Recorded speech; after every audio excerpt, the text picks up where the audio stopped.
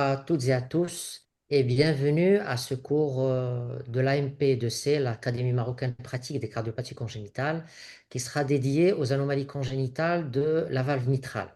Et j'ai le plaisir et l'honneur d'avoir avec moi le docteur Olivier Villemain, cardiopédiatre de renom à Bordeaux, et docteur Fedwa Cheb, chirurgienne cardiovasculaire à Rabat. Bonjour Olivier et Fedwa. Bonjour. Bonjour à tous. Olivier, tu veux dire un petit mot? Ouais, avec plaisir. Déjà, bonjour, bonjour à tout le Maroc. Moi, je suis à Bordeaux en ce moment physiquement et je suis très content de participer à cette session ce soir. Maintenant, j'ai la chance de connaître Saïd depuis quelques années et je voulais évidemment le remercier de m'inviter, de me proposer de discuter avec vous de ce sujet compliqué qui est la valve mitrale congénitale, qui, comme vous allez le voir dans ma présentation, a beaucoup de nuances. Et donc, pour ceux qui ne sont pas congénitalistes, c'est-à-dire cardiologues pour les malformations cardiaques, soyez bien rassurés, on va avoir le temps ce soir de discuter de ces détails. Et puis pour ceux qui le seront, je pense que ça pourra peut-être parfois aider à aller dans certains détails, parfois un petit peu oubliés ou moins vus. Voilà, avec plaisir d'être là ce soir avec vous. Fedwa, bienvenue. Tu es chez toi? Merci. Merci. Alors, je me présente aussi. Je suis docteur Cheb Fedwa. Je suis chirurgienne cardiovasculaire. Je travaille sur Rabat au CHU Ibn Sina. Je suis ravie d'être parmi vous. Merci pour l'invitation et j'espère que nous aurons le plaisir d'apprendre ensemble durant ce petit moment de partage à travers ce nouveau cours de l'Académie marocaine des cardiopathies congénitales. C'est effectivement un sujet très intéressant, même si les anomalies congénitales mitrales sont rares. Elles sont très variées, c'est un très large spectre de lésions et sont très intéressantes à la fois sur leur diagnostic et sur leur prise en charge. Merci Fedwa. Donc avant juste de commencer, je voudrais présenter toutes mes condoléances à la Oui, famille de notre consoeur cardiologue Sundus Dahmani, qu'elle repose en paix et que Dieu l'ait en sa sainte miséricorde. oui, Voilà, oui, donc oui. juste avant de commencer, je voudrais remercier aussi tous les cardiologues qui nous rejoignent, qui sont assez nombreux. Et aussi, je voudrais remercier Younes au nom de la société SB Consulting qui veille sur ce webinaire et la réalisation de ce webinaire. Voilà, donc sans trop tarder, je te donne la parole, Olivier, euh, pour nous présenter un cours sur les anomalies congénitales de la valve mitrale. À toi la parole. Super. Merci Saïd. Alors, excusez-moi, je règle juste mon écran. Hop, c'est bon. Alors, effectivement, un cours synthétique sur la théorie en lien avec la pratique sur les anomalies congénitales de la valve mitrale. Alors vraiment, je pense que le mot qui est important ici, parce que je sais que le panel est assez hétérogène, c'est le mot congénital. Et donc, gardez bien en tête que, afin d'être précis dans ma présentation et d'éviter d'aller dans trop de directions, évidemment, j'ai pris le parti de ne pas parler des anomalies acquises de la valve mitrale. La liste est longue, il y aurait beaucoup de choses à discuter sur la valve mitrale. Là, je vais vraiment juste vous présenter comment un cardiopédiatre expert raisonne par rapport à une anomalie de la valve mitrale, une anomalie supposée congénitale. Alors déjà, sur l'analyse du cœur gauche, il est toujours, je pense, intelligent de rappeler le lien entre l'inlet, c'est-à-dire l'admission, et donc cette valve mitrale et toutes les régions, on va le voir de manière segmentaire, qui composent la valve mitrale avant, après, et l'outlet, donc la voie de sortie du ventricule gauche. Donc dans une concordance auriculo-ventriculaire et ventriculo-artérielle, c'est une connexion ventricule gauche vers l'aorte.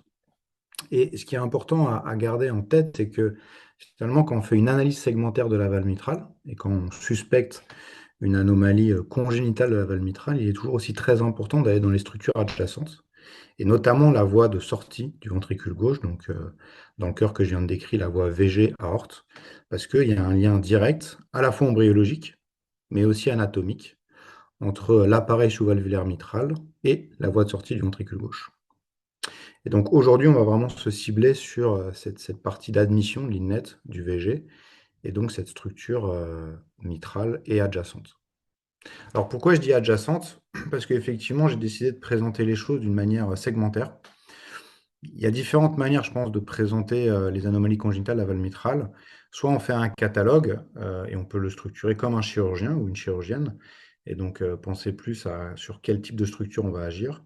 Soit on le pense comme un embryologiste ou comme un anatomiste, et donc on le pense de manière segmentaire. Donc c'est pour ça que vous allez voir, là, la structure de ma présentation, c'est vraiment aller étage par étage, pardon, et d'essayer de vous présenter les principales anomalies congénitales de ces segments. Et donc le premier segment, c'est la région supramitrale. Alors peut-être un point en plus qu'il faut mettre, qui paraît assez évident, mais je le précise quand même parce que je me dis que parfois il peut y avoir des interlocuteurs qui ne le savent pas. Euh, L'idée aussi de présenter en segment ou en région, c'est de rappeler que c'est des cardiopathies de flux. Autrement dit, ce qu'on a observé, et avec le temps, ce qu'on a compris, c'est que quand on a une anomalie congénitale de la voie gauche, souvent on a des anomalies étagées.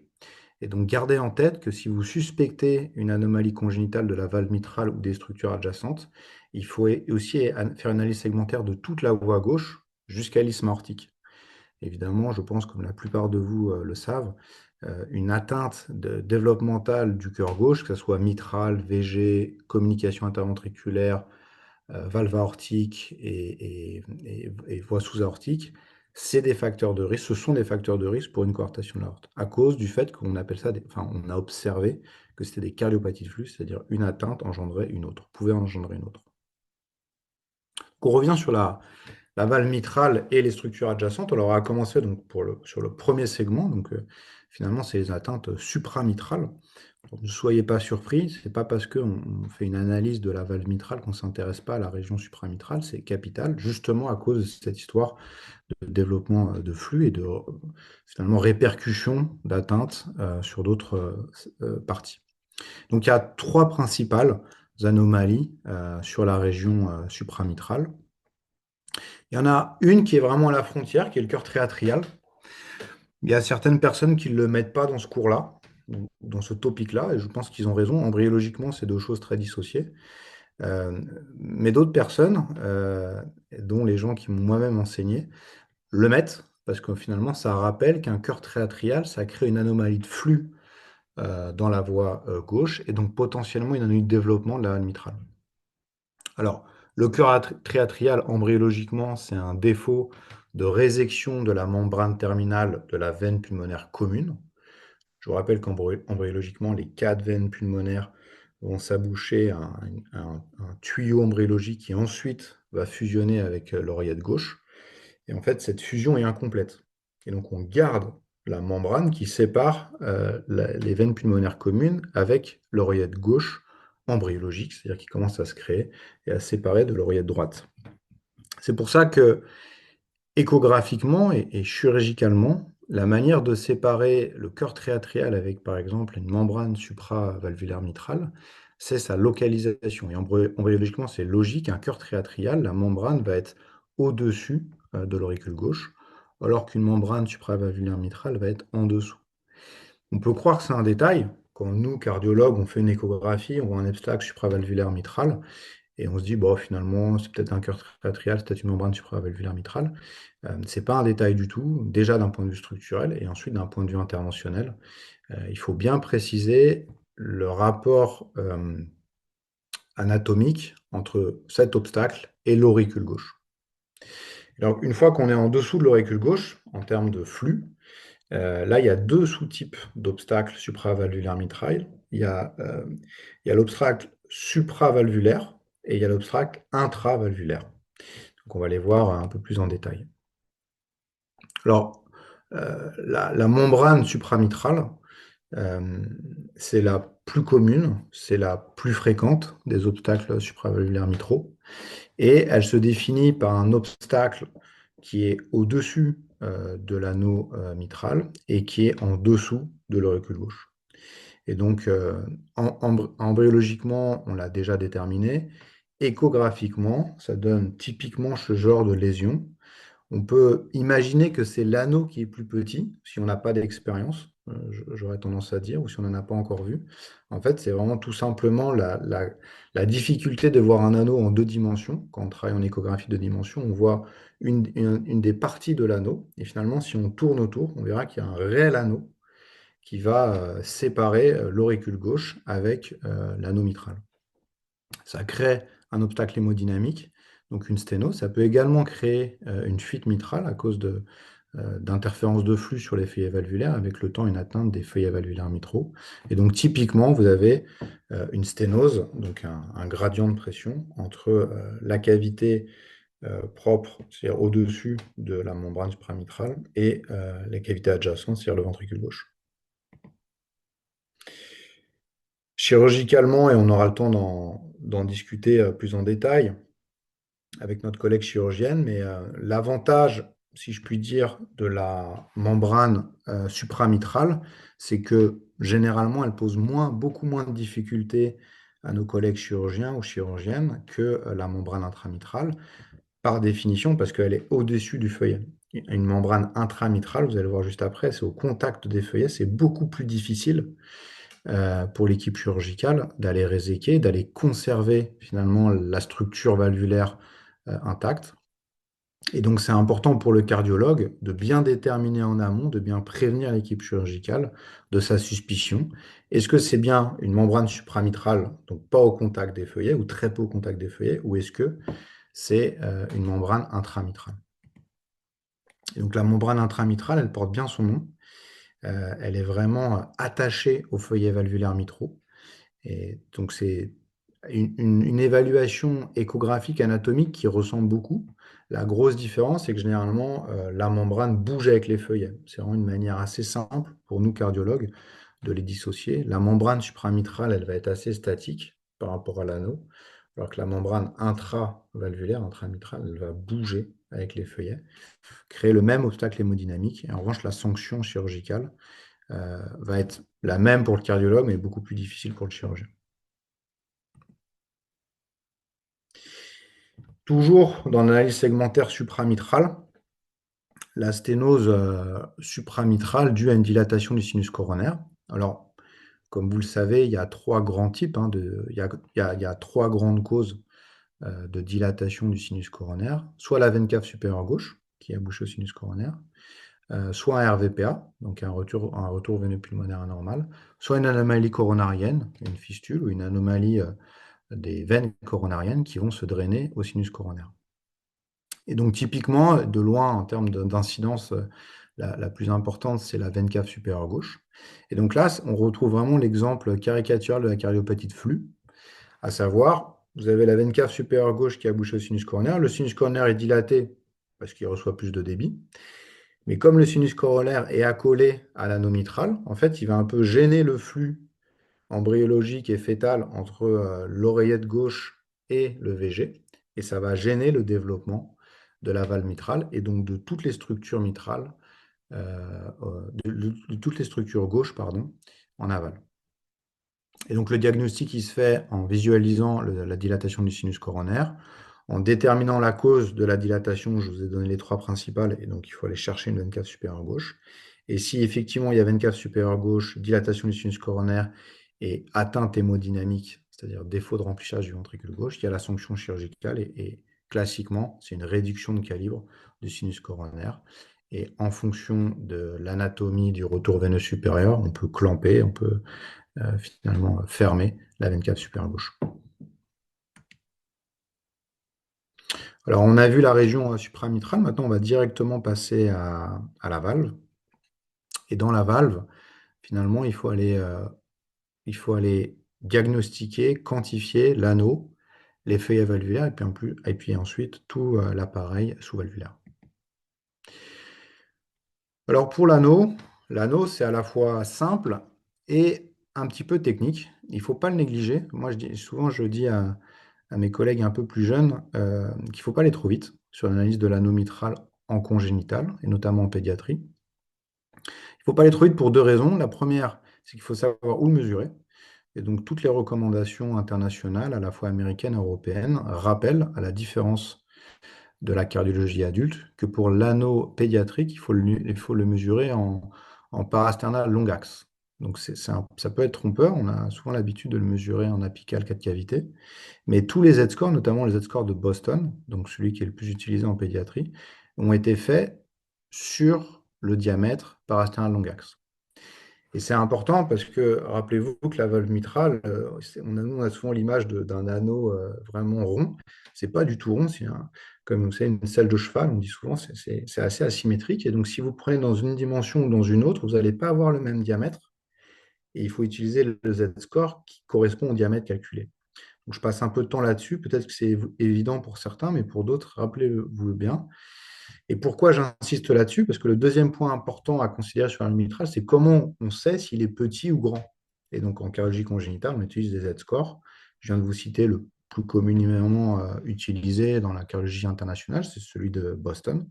Mais beaucoup de centres ont établi leurs propres Z-scores. Ce n'est pas très important, très sincèrement. C'est plutôt une nuance. Moi, mon conseil, c'est celui de Boston, parce qu'il est assez simple. Il est accessible sur Internet pour n'importe quel cardiologue. C'est gratuit, hein. Vous tapez Z-score Boston, vous avez les ABAC, vous mettez le poids, l'âge et la taille de l'enfant. Et puis vous avez les courbes en fait, de répartition statistique. Et donc vous avez votre dimension et vous voyez si l'anneau est petit, donc par définition un des scores inférieur à 2, ou dilaté, par définition supérieur à 1. Je vous rappelle qu'une dilatation primitive de l'anneau, ça existe. Souvent, les cardiologues adultes considèrent que c'est un phénomène secondaire. Il y a une surcharge de volume, soit une fuite, soit un shunt. Ce n'est pas toujours le cas. Ça peut être une dilatation primitive, vraiment congénitale, un anneau dilaté, notamment dans les maladies du tissu conjonctif. Et donc, c'est vraiment important de mesurer et donc de comparer avec les ABAC. Alors maintenant qu'on a fait l'anneau, on va faire les feuillets. Donc, classiquement, dans les cardiopathies congénitales des feuillets de la valve mitrale, c'est les fentes.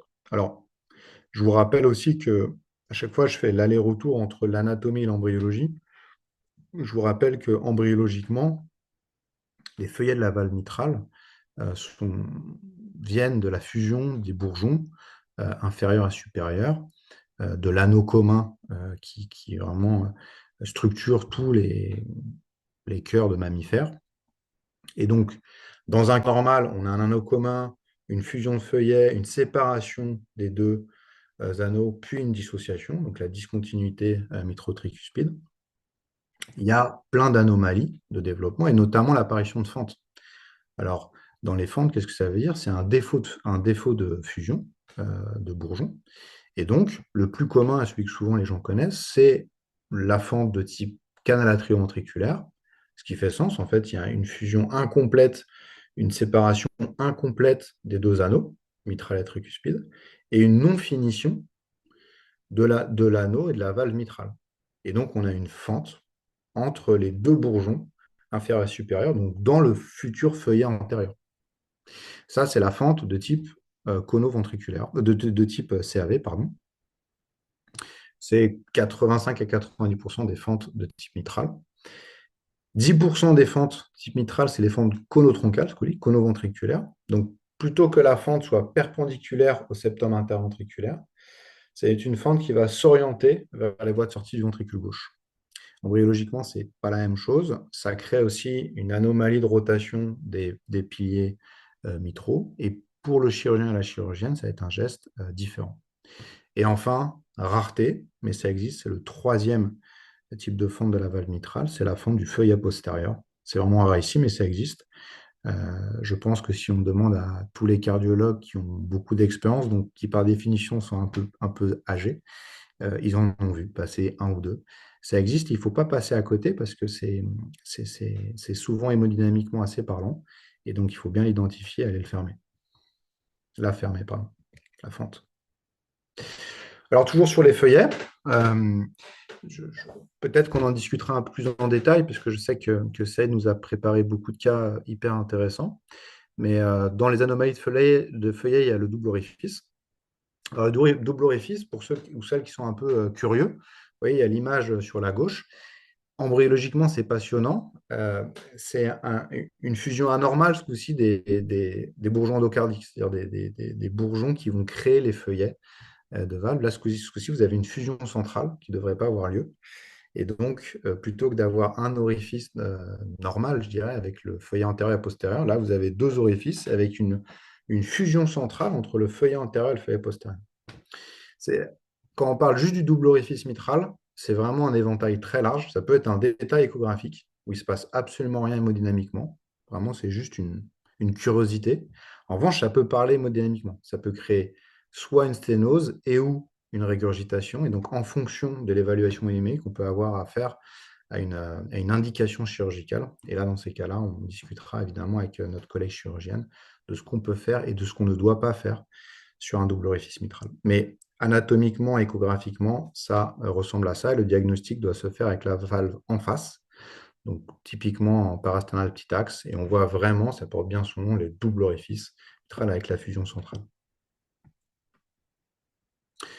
Alors, le dernier point sur les feuillets valvulaires, c'est les anomalies structurelles des feuillets. Alors, ce coup-ci, il n'y a pas en soi d'anomalie embryologique, c'est-à-dire qu'il n'y a pas de fente, il n'y a pas d'anomalie de fusion. C'est vraiment le feuillet lui-même qui est malade. Et donc, typiquement, c'est des maladies du tissu conjonctif avec classiquement le syndrome de Marfan ou la maladie des nerfs de l'os, qui créent une maladie du tissu conjonctif. Et donc, je me permets de vous rappeler que le feuillet valvulaire, il est à 90% constitué de tissu conjonctif, mais aussi les cordages. Et donc, gardez en tête que si vous suspectez une maladie du tissu conjonctif, il faut évidemment faire une analyse très fine du feuillet, mais aussi des cordages, parce que embryologiquement, c'est exactement le même tissu. Donc, c'est assez rare, finalement, d'avoir une atteinte d'une seule structure. C'est souvent l'ensemble du tissu conjonctif qui est malade dans cette zone-là. Et donc, ça donne un éventail assez large, soit un prolapsus net avec une détente du feuillet valvulaire et aussi du cordage, soit une restriction, soit une ballonisation, à savoir quelques cordages qui restent assez sains et donc qui maintiennent une partie du feuillet, et l'autre partie est malade, et donc le feuillet va se balloniser, c'est-à-dire se gonfler, tout en gardant parfois sa capacité hémodynamique, c'est-à-dire l'absence de fuite. Évidemment, au-delà de la description initiale, c'est-à-dire l'élongation ou la ballonisation, il peut y avoir des ruptures. Comme vous avez un tissu malade, il peut y avoir une rupture. Ça, je pense que ce qui est important ici à dire, c'est que si vous découvrez cet enfant, c'est toujours la même histoire. C'est très dur pour n'importe qui d'être certain que c'est une maladie congénitale. Ça peut être une endocardite, ça peut être une greffe, ça peut être une maladie auto-inflammatoire. Il y a beaucoup de sous-diagnostics. Malgré tout, chez un enfant ou un jeune adulte, avec un cordage ballant plus une anomalie hémodynamique, il faut toujours garder en tête que ça peut être congénital. Donc ça peut être évidemment infectieux ou inflammatoire, mais l'origine congénitale est tout à fait possible. Ok, donc on a fait l'étage supravalvulaire mitral, on a fait l'étage valvulaire avec l'anneau et les feuillets. Maintenant, on va descendre un peu plus bas et on va parler des anomalies de cordage et on finira avec les piliers. Donc, pour les anomalies de cordage, au-delà des maladies du tissu conjonctif qui créent des anomalies de cordage, je viens d'en parler, il y a aussi des anomalies embryologiques, c'est-à-dire que vraiment propres au cordage. Si ce n'est pas le tissu conjonctif, c'est les cordages eux-mêmes qui se développent mal. Et le plus typique, c'est le syndrome pilier-commissure, à savoir que les cordages étant tellement fins et tellement mal développés que les piliers mitraux vont s'insérer quasiment directement sur les feuillets et créer une anomalie de développement des commissures. D'où le fait qu'on appelle ça un syndrome pilier-commissure. Un syndrome, vous savez, c'est une succession de symptômes. Et donc, c'est cordage court, quasi-fusion entre pilier et feuillet et absence de développement ou développement anormal des commissures mitrales. Et donc, le diagnostic anatomique et échographique, il se fait littéralement comme je viens de le décrire. C'est-à-dire qu'il faut voir s'il y a des cordages très très courts, des piliers qui s'insèrent sur les feuillets et une absence de développement commissural, exactement comme l'image sur la gauche, et en haut avec les petites flèches blanches. Et la sanction chirurgicale, elle est logique, c'est l'ouverture des commissures et effectivement une meilleure amplitude des feuillets et des piliers, pardon, Et donc, pour améliorer cette amplitude, on va aller sectionner les piliers, un peu comme une valve mitrale parachute. Alors justement, on a parlé des piliers, et donc là, on va juste, en une diapositive, résumer les anomalies congénitales des piliers de la valve mitrale. Il y a 3 principaux types. Donc la valve parachute, souvent, on en parlera durant la discussion, mais c'est celle que les gens connaissent. Euh, Peut-être parce qu'elle se définit simplement. En tous les cas, moi, c'est ce que je me disais quand j'étais plus jeune. Et c'est que la définition, elle est simple, c'est un seul pilier. Donc, il y a, après un éventail de valves parachute, on a même créé la valve parachute-like. C'est-à-dire ça ressemble à une valve parachute, mais il y a un petit pilier en plus. Honnêtement, soyons très simples. Voilà, la valve parachute, c'est un seul pilier mitral. Et donc, ça crée l'image en parachute. Comme il n'y a qu'un seul pilier, tout l'appareil sous-valvulaire mitral va s'insérer sur le pilier. Donc, quand il s'ouvre, ça crée l'image d'un parachute. Et sincèrement, c'est assez élégant pour ceux qui l'ont peut-être jamais vu. Vraiment, à l'échographie, vous voyez, c'est l'image en bas à gauche. On a vraiment cette image, cette valve mitrale qui va d'un coup s'ouvrir, mais ne pas complètement s'ouvrir. C'est-à-dire tous les piliers tous le feuillet et les cordages vont aller s'insérer à un endroit précis. Donc, ça va vraiment créer cette boule qui donne l'image d'un parachute. Ensuite, il y a la valve en arcade. Et elle aussi, c'est une image euh, assez élégante finalement de l'anomalie embryologique. La valve en arcade, elle est liée au fait que les piliers eux-mêmes se développent mal et finalement, il y a des sections musculaires entre les piliers. Donc, tout l'appareil sous-valvulaire mitral va aller s'insérer un peu partout, non pas sur un ou deux piliers, mais sur finalement une bandelette musculaire qui va relier les deux piliers principaux. Et ce faisant, vous avez tout l'appareil mitral qui va s'insérer sur cette arcade musculaire. Et donc, ça crée vraiment cette image-là. Vous voyez, sur l'image au centre, en bas, tout en bas, vous avez cette image d'arcade où tout l'appareil sous-valvulaire, avec plein de petits cordages partout, va s'insérer sur cette bande musculaire euh, qui relie les piliers. Et enfin, la valve en hamac.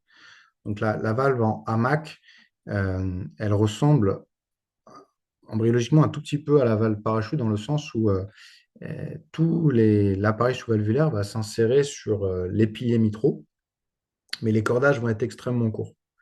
Et les feuillets, la mobilité des feuillets valvulaires mitraux vont être restreints, ce qui fait qu'à chaque ouverture, on va avoir l'image d'un hamac, c'est-à-dire plutôt que de s'ouvrir totalement, les deux feuillets vont rester comme ça.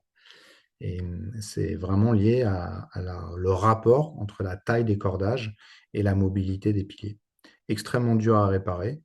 Euh, Moi, comme je crois Saïd l'a dit, mais j'ai travaillé avant à Paris, à l'hôpital Necker, et puis après à Toronto, au Canada. Et maintenant, je suis à Bordeaux, donc j'ai eu la chance finalement de voir différents chirurgiens de différentes nationalités, différentes cultures. Je n'ai pas croisé une seule fois dans ma vie un chirurgien qui m'a dit qu'il aimait opérer une valve en hamac ou en arcade. En parachute, ça se discute, mais les deux derniers sont vraiment extrêmement compliqués parce qu'ils n'ont pas de matériel naturel pour réparer le feuillet ou la valve elle-même. Et donc, c'est vraiment des situations extrêmement complexes qui souvent amènent à un remplacement valvulaire complet. Alors, si on résume, euh, moi, mon conseil, pour ceux ou celles qui ne sont pas toujours à l'aise avec l'analyse segmentaire, c'est de l'apprendre et de l'appliquer. Je pense que si vous suspectez une anomalie congénitale de la valve mitrale, il faut être extrêmement rigoureux ou rigoureuse et donc vraiment être étape par étape pour vous donner un maximum d'arguments pour suspecter une origine congénitale. Je reprends l'exemple de l'endocardite qui pour moi est un des plus classiques. Si on va trop vite, on conclut une endocardite et on va passer beaucoup de temps et peut-être parfois beaucoup d'argent à aller chercher une cause infectieuse, à aller faire plein d'examens complémentaires, voire de l'imagerie nucléaire, de l'imagerie de coupe, etc. Alors que finalement, une analyse bien étagée de la valve mitrale vous donnerait plus d'arguments pour penser qu'il y a peu de chances que ça soit une endocardite. Ça serait plutôt une anomalie congénitale avec une section de cordage. Mais au-delà de cet exemple, rappelez-vous, finalement, une fois que vous avez fait l'analyse segmentaire, les différentes étiologies pour chaque segment. Et je pense qu'avec cette diapositive, vous avez une analyse complète de la plupart, voire la quasi-totalité des anomalies de la valve mitrale congénitale. Donc, les obstacles et les anomalies supramitrales, l'anomalie de l'anneau, n'oubliez pas, comment le calculer par rester un long axe et l'utilisation des Z-scores, les feuillets valvulaires avec les fentes, 3 types de fentes, le double orifice et les maladies du tissu conjonctif. Ensuite, les cordages, le syndrome pilier-commissure et les cordages très courts qui peuvent donner des types de valves en hamac. Et quand vous avez à la fois des anomalies de cordage et de pilier, bah, ça donne le hamac, ou juste une anomalie de pilier, là ça donne la valve en parachute ou la valve en arcade avec cette bandelette musculaire qui relie les piliers. Enfin, je n'ai pas parlé d'hémodynamique. Pourquoi? Parce qu'on va faire les cas cliniques. Donc là, ça va être sympa parce qu'on va avoir des cas de la vraie vie. Donc on va pouvoir discuter de la difficulté finalement d'évaluer hémodynamiquement les atteintes congénitales à la valve mitrale, en tous les cas chez l'enfant. Chez l'adulte, quelle que soit la cause, on va utiliser les classifications internationales et les règles internationales. Mais chez l'enfant, c'est plus complexe et d'une manière assez humble, je dirais, et intéressante. Si vous prenez l'expérience des plus grands centres du monde, souvent, ils disent que les outils les plus simples sont les meilleurs, à savoir le Doppler couleur et des outils Doppler assez simples, le Doppler pulsé. On va utiliser des gradients et on va ensuite le comparer aux normes adultes. Mais vous imaginez bien que sur un bébé, même si on fait ça, parfois, à la fin, l'expérience un petit peu du cardiopédiatre va jouer, parce que même si vous avez un gradient moyen supérieur à 10, parfois en fonction des conditions de charge qui changent beaucoup dans les cardiopathies congénitales, on ne va pas utiliser exactement la même limite. Ça, il faut accepter que ce n'est pas aussi blanc ou noir que ce qu'on aimerait. C'est pour ça que j'ai juste mis cette diapositive pour finir, pour dire que l'hémodynamique des valves mitrales, c'est encore, je pense, une difficulté supplémentaire. Voilà, mais on va en parler durant les cas cliniques.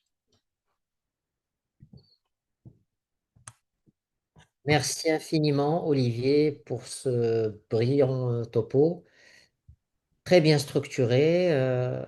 On a retenu un message clé, à mon avis, avec lequel tu as conclu, c'est que la meilleure manière d'étudier la valve mitrale et de conclure avec une bonne conclusion, c'est de faire une analyse segmentaire. Ce n'est que comme ça qu'on peut conclure en disant est-ce que c'est une valve en hamac, une valve parachute, une valve en arcade, est-ce que c'est une fente, et puis par la suite, on va dire est-ce qu'elle est fuyante, elle est saillante, etc. On va analyser l'anneau. Ce n'est que comme ça qu'on peut avoir une idée claire sur l'anomalie de la mitraille. On a vu que parfois, c'est pas évident, mais quand on est structuré, quand on fait une analyse segmentaire, j'insiste encore une fois, on peut y arriver. Donc, avant juste de voir les messages, je vais donner la parole à Fedwa qui va nous parler en quelques minutes, Mm. éventuellement de la prise en charge chirurgicale de ces anomalies de la valve mitrale. À toi la parole, Fedwa. Donc, très bien, bravo, docteur Villemain. Vous avez fait le tour de la question. En fait, c'est des lésions très variées. Il y a un très large spectre de lésions et c'est vrai qu'on ne peut s'en sortir que par une analyse vraiment segmentaire. Alors, du point de vue chirurgical, peut-être que si on veut simplifier un petit peu les choses, normalement, on se met devant deux grands chapitres, en fait, les sténoses mitrales et les fuites mitrales. Pourquoi cette distinction? En fait, parce que, comme vous savez, les fuites mitrales, c'est les plus fréquentes. C'est aussi les plus faciles pour nous à réparer et c'est aussi des lésions qui nécessitent rarement des interventions précoces. Par contre, les sténoses mitrales, c'est généralement, même heureusement, c'est les plus rares, mais c'est des lésions qui sont beaucoup plus difficiles à réparer. Et de par les complications hémodynamiques et cliniques, c'est des lésions qui généralement impliquent des interventions beaucoup plus précoces, parfois même au cours de la première année de la vie ou la deuxième année de la vie. Donc, sincèrement, devant une anomalie congénitale de la valve mitrale, je me pose souvent, surtout trois questions essentielles. D'abord, devant une sténose mitrale, il y a toujours la question du ventricule gauche. Est-ce que c'est un ventricule gauche qui est suffisamment développé pour assurer un débit systémique? Est-ce qu'on peut proposer à ce malade une réparation biventriculaire ou on va se contenter d'une réparation univentriculaire? Parce que pour expliquer aux plus jeunes, c'est un ventricule gauche donc, qui va avoir une sténose mitrale congénitale, donc il va être confronté durant la vie intra-utérine à un faible remplissage. Donc il est légitime de se poser la question, est-ce que ce ventricule gauche est assez développé ou bien est-ce qu'il est hypoplasique? Donc, comme a dit Dr. Shraibi, il y a des cas où c'est évident, où on est devant une hypoplasie ventriculaire gauche franche avec une petite aorte, un petit VG, avec des Z-scores qui sont nettement bas. Mais c'est vrai qu'il y a parfois des cas qui sont un peu borderline, des VG un peu borderline, où on ne sait pas. Est-ce que c'est un ventricule gauche qui va assumer cette circulation systémique ou pas? Et donc, peut-être qu'on va voir ça dans les cas cliniques. C'est des questions qu'on peut se poser sur de vrais malades. La deuxième question qu'on se pose toujours, c'est est-ce qu'on peut réparer cette valve mitrale et quelles vont être les techniques qu'on va utiliser? Et c'est là tout l'intérêt de l'analyse segmentaire dont a parlé Dr. Villemain. Et là, c'est parmi les cardiopathies congénitales où le chirurgien doit être présent dans la salle d'échographie. Il doit voir en fait cette anatomie mitrale, ces dysfonctionnements pour pouvoir anticiper la réparation qu'il peut proposer à ce malade. Il y a plusieurs types de réparation. C'est des plastiques qui sont inspirés des plasties mitrales chez l'adulte, qui sont bien sûr adaptés à l'enfant. Mais il y a plusieurs types de plastiques qui peuvent s'intéresser à l'anneau, aux feuillets valvulaires, au cordage, aux piliers.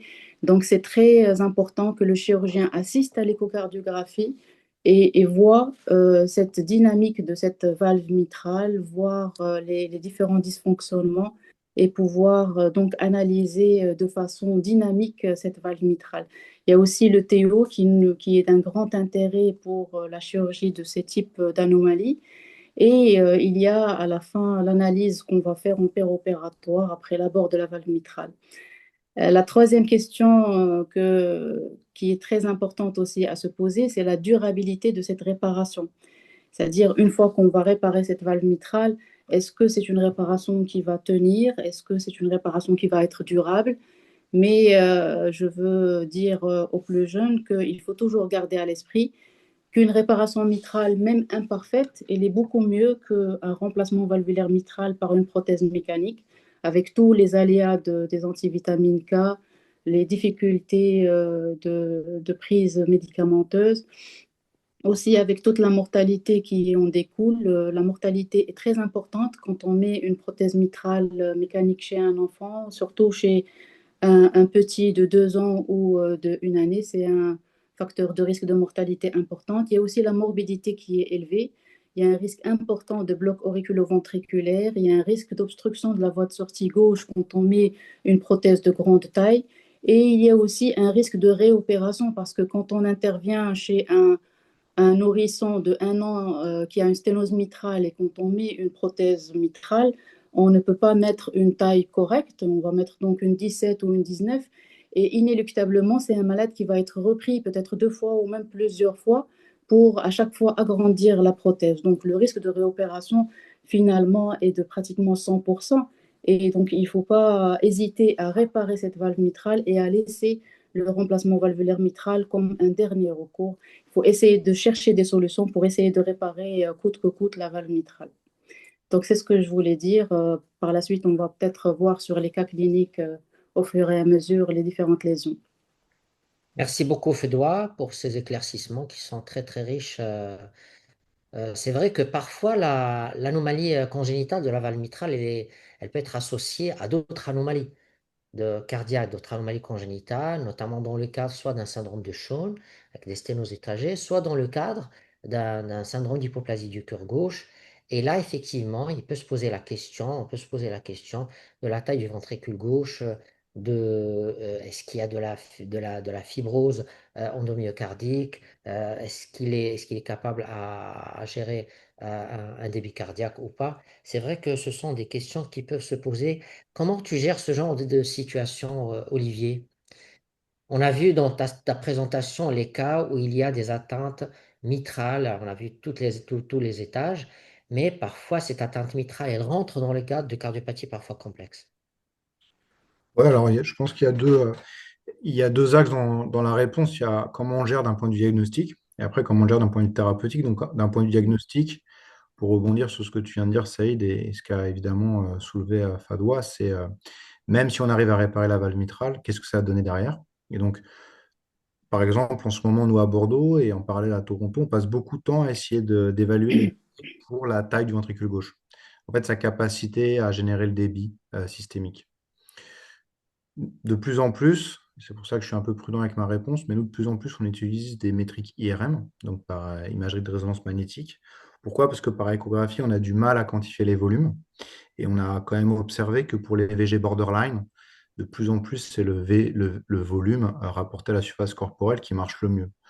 Le cutoff le plus utilisé maintenant, c'est 20 ml par mètre carré par la plupart des centres nord-américains et des centres européens. Donc, pour répondre à ta question, Saïd, on analyse anatomiquement les lésions.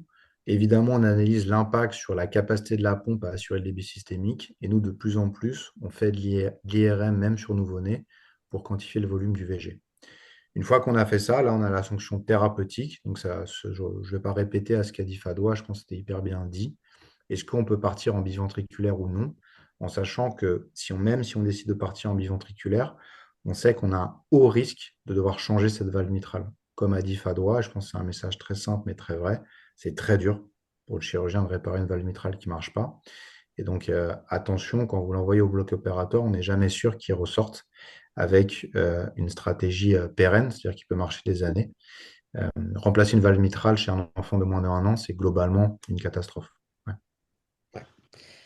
Même la mise en place d'anneaux aussi, hein, quand on a des petits poids, des enfants qui sont en bas âge, la mise en place d'anneaux, juste un anneau mitral, on ne peut pas parfois faire un anneau complet. Donc le plus souvent, on met des anneaux. Hein. Qu'est-ce que tu en penses, Fedwa? Généralement, on évite de mettre des anneaux prothétiques. On peut utiliser des anneaux qu'on fabrique par des morceaux de patch de péricarde ou des morceaux de patch de PTFE. Mais généralement, on évite tout ce qui risque de limiter la croissance de l'anneau. Parfois, le plus souvent, on fait des plicatures avec des fils sur l'anneau quand c'est un problème annulaire, ou on met des anneaux incomplets, mais le plus souvent avec du matériau comme des patchs, du péricarde ou du patch PTFE. Mais on évite chez les tout petits de mettre des anneaux prothétiques. Oui. Euh, Olivier, quand moi je suis devant un nouveau-né ou bien un nourrisson vraiment en bas âge qui a une anomalie de la valve mitrale, qu'elle soit sténosante ou qu'elle soit fiante, j'ai- j'essaie au maximum d'évaluer sur le plan hémodynamique pour voir si on peut temporiser, si on peut attendre un petit peu au maximum qu'il grandisse un peu pour pouvoir proposer quelque chose. Quelles sont les étapes d'évaluation hémodynamique que tu essaies de rassembler chez un nouveau-né ou un nourrisson pour voir si, pour dire, celui-là, il tolère sur le plan hémodynamique, celui-là, il tolère un peu moins bien, celui-là, peut-être qu'il va falloir l'opérer rapidement, et celui-là, on peut temporiser. Hein. Clinique, radio, Ouais, c'est une question hyper importante. En fait, je le résumerai en deux axes, les surcharges de volume et les surcharges de pression. Et donc, en partant de ça, après, on peut corréler clinique, radio, écho. Donc, je vais le faire. Mais je pense qu'une bonne manière d'analyser une valve mitrale congénitale, surtout chez le moins de 1 an, c'est de penser comme ça. Est-ce qu'il y a une surcharge de volume qui va générer une dysfonction de la pompe? Ou est-ce qu'il y a une surcharge de pression qui va générer une surpression dans les poumons? Et donc, ce qui est intéressant, c'est que si vous pensez dans les deux cas, cliniquement, ça va être en fait finalement le maître mot, c'est-à-dire est-ce que l'enfant grossit ou pas. Moi, je me souviens de staff quand j'étais chef de clinique à Necker, de Pascal, responsable de la chirurgie à Necker. On lui présentait pendant un quart d'heure tous les détails de la valve mitrale, les images très compliquées et tout. Il nous regardait, il nous dit, mais est-ce que l'enfant grossit? Moi, ça m'avait fasciné parce que c'est quand même un chirurgien de très haut niveau. Et j'ai l'impression qu'il me parlait comme si j'avais 5 ans. Et il avait raison. Il avait raison. Et donc, pour répondre, moi, je pense à ta question, on l'oublie parfois, mais déjà, la croissance de l'enfant permet de gagner du temps, comme tu as dit. Et je pense que c'est le très bon message à donner. Plus on attend, plus on attend de parler à Fadwa, en quelque sorte. de ne pas toucher à cette D'accord. valve mitrale, plus l'équipe est gagnante et évidemment le patient est gagnant. Si on n'a pas le choix, ça veut dire qu'il y a une répercussion soit de volume, soit de pression. Et donc pour le volume, il faut prendre les diamètres et les volumes, idéalement par IRM et peut-être par écho pour ceux qui n'ont pas d'IRM, et se caler sur les Z-scores. Donc diamètre et volume du VG, diamètre et volume de l'oreillette gauche, rapporté à la surface corporelle. Et pour les pressions, pensez à deux choses. Pression dans l'oreillette gauche, donc vous allez utiliser le gradient transmitral, mais potentiellement la Mm. CIA ou le FOP, hyper utile pour estimer une surpression dans l'oreillette gauche. Et la deuxième chose, pensez aux pressions pulmonaires, donc IT, IP. S'il y a une surpression pulmonaire, ça veut dire qu'il y a un impact hémodynamique majeur et que globalement, vous n'allez pas aller loin. Absolument. Ben, je demande aux cardiologues qui nous écoutent s'ils ont des questions. Il ne faut pas hésiter à les mettre sur le chat. Donc, on va essayer de répondre à vos questions. Voilà, donc, est-ce que tu as des questions, Fedouard, pour Euh, Olivier? ouais, je voulais lui poser la question sur est-ce que il évalue la taille de l'aorte? Est-ce qu'elle peut renseigner sur le débit de ce ventricule gauche quand il y a des sténoses mitrales? Est-ce que ça renseigne les diamètres de l'aorte? Est-ce que c'est pris en compte aussi dans l'évaluation?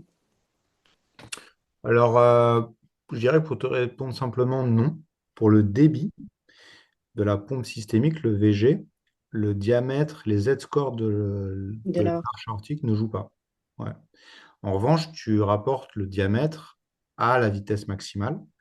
Donc, tu fais finalement l'équation de continuité où tu dis, voilà, tu as, une surface d'un tube, puis tu fais la Vmax sur les outils Doppler et tu peux estimer le débit de manière non invasive. Mais une fois de plus, pour répondre directement à ta question, même si tu es une aorte hypoplasique, tu peux avoir un débit systémique conservé. D'accord. Ça a été bien, bien observé par beaucoup d'équipes. Et donc, si tu n'as pas de coartation, mais si tu as une hypoplasie homogène de l'aorte, tu... Ça renseigne pas sur. ouais, ça ne rentre pas dans tes critères de choix sur bi ou univentriculaire. En revanche, ça va changer ta stratégie chirurgicale. Parce que si Mhm. tu y vas, tu vas essayer finalement d'élargir un peu pour éviter une coartation ou une hypertension à distance. D'accord. Ben, super, super. On est dans les temps. Est-ce que, donc, il n'y a pas encore de questions dans le chat? Alors, Saïd, moi j'en vois une, excuse-moi, je te coupe, mais je voulais y répondre, parce que c'est une Oui. question qui vraiment... Il y a quelqu'un qui dit, dans la boucle Oui, sténo-supramitral, c'est pas un aspect de cœur triatrial, point d'interrogation. Alors, je ne vais pas remontrer la boucle, mais je vais juste rappeler à celui ou celle qui pose la question que non, non, ce n'était pas un cœur triatrial, c'est bien sténo-supramitral, parce que la sténose était en dessous de l'auricule le gauche, recul. en termes de flux. Mhm. Et donc, je voulais bien redire ce que j'ai dit sur une diapositive. Il faut voir l'auricule gauche à l'échographie et voir où est l'obstacle. Et donc, c'est comme ça que vous faites la différence entre un cœur triatrial et une membrane supralvéolaire mitrale. Super, super. Alors, on va peut-être attaquer les cas cliniques, si vous le voulez bien. Donc, je vais juste...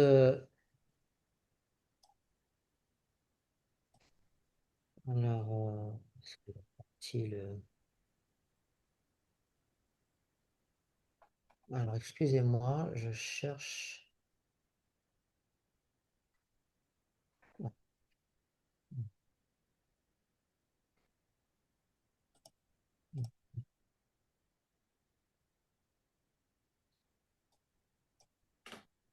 Euh,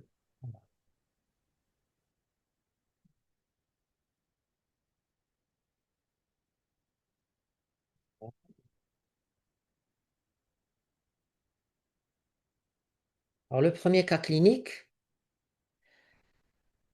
je vous montre les cas cliniques comme je les vis et comme je les découvre.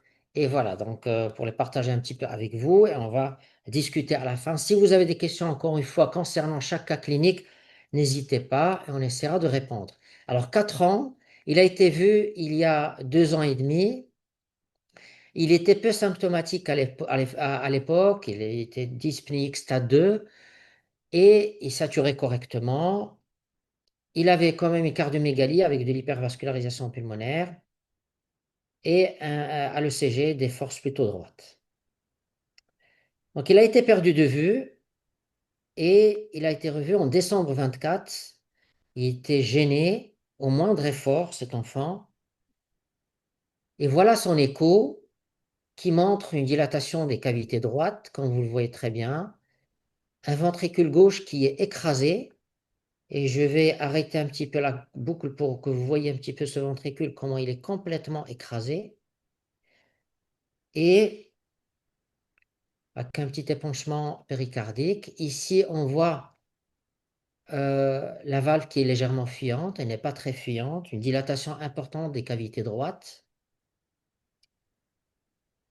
Ici, comme vous le voyez encore une fois, le VG est écrasé par ce ventricule droit qui est le siège très probablement d'hyperpression majeure, très important. Vous voyez le septum interventriculaire qui monte du côté gauche et on voit au passage une communication interauriculaire. Alors, puisqu'on parle aujourd'hui des anomalies de la valve mitrale, alors je vous demande d'analyser avec moi donc cette valve mitrale. Alors, je l'analyse comme telle. Donc, il y a une rétraction du feuillet postérieur et un aspect de prolapsus du feuillet antérieur par rapport au feuillet euh, postérieur. Une dilatation importante des cavités droites.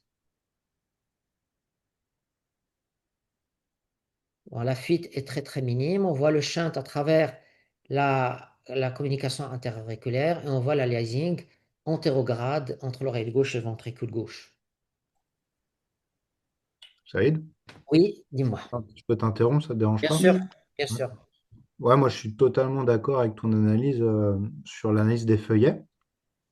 C'est vrai que c'est pas typique d'avoir une restriction et une ballonisation. Est-ce que tu as vu aussi les piliers? Est-ce que tu as vu s'il y avait deux piliers, un seul pilier? Est-ce que tu as... Je crois que j'ai une image où il y a deux piliers. Je crois que j'ai une image, mais je suis pas sûr. Je crois que j'ai une image où il y a deux piliers, oui. Il y a deux piliers. On voit très bien la valve mitrale. On va y arriver, qui est le siège d'une soudure bicommissurale, hein. D'accord. Encore une fois, cet aspect de rétraction du feuillet postérieur. On voit les cordages qui sont un petit peu raccourcis, qui Ouais, sont épaissis, qui sont très remaniés. Et ce feuillet antérieur qui vient derrière le feuillet postérieur. Donc, la même image. Et bon, la fuite, pardon, la fuite ici qui n'est pas très importante, à mon sens.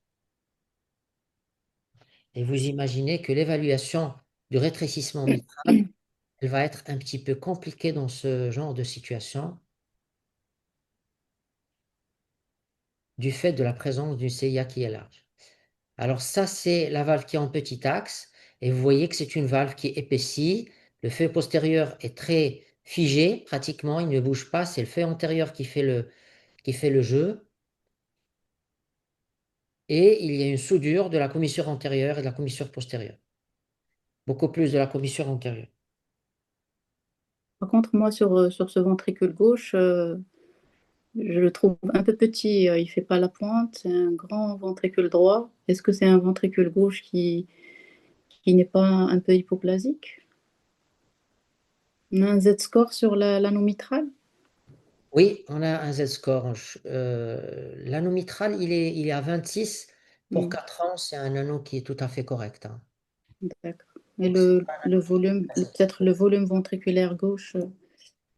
Ouais, en tout cas, le ventricule gauche, il paraît petit. Il est Ouais, alors, essentiel. c'est vrai, c'est Excuse-moi, vrai, vas-y. C'est vrai, Fadois.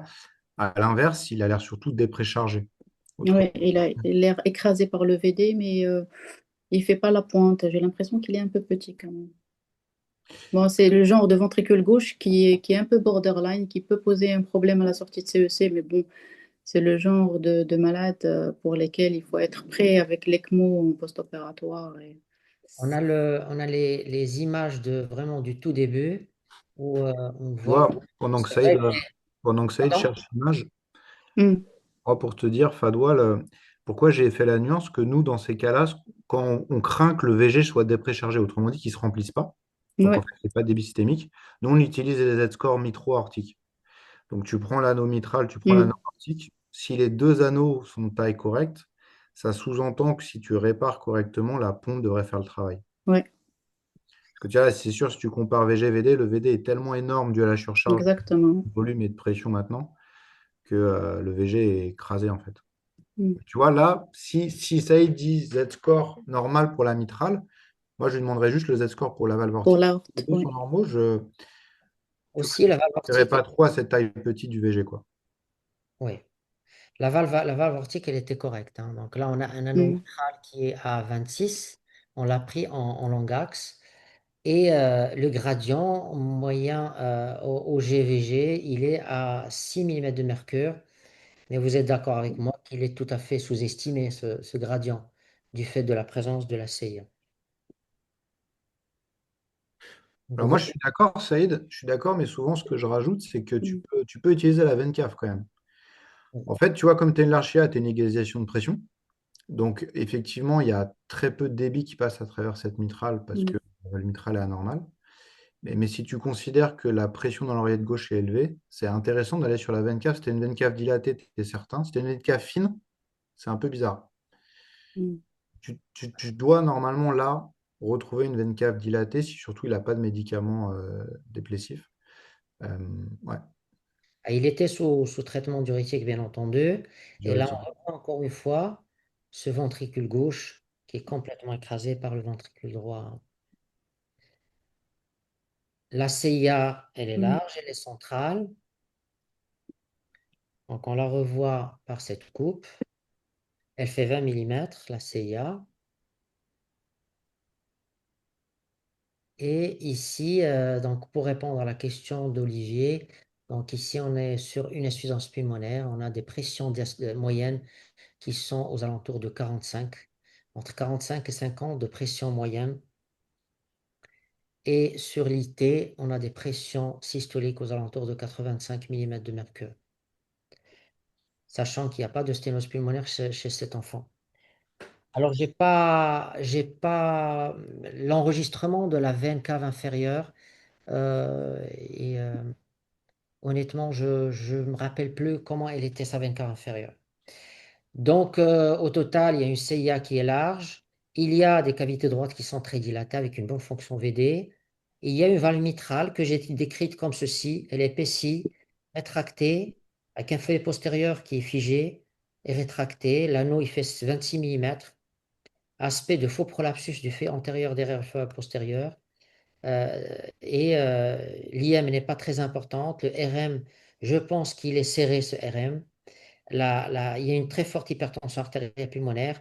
Et voilà, donc voilà, ici dans la description, donc j'avais marqué ça, la veine cave inférieure est peu dilatée et elle est peu Mm. compliante. Voilà.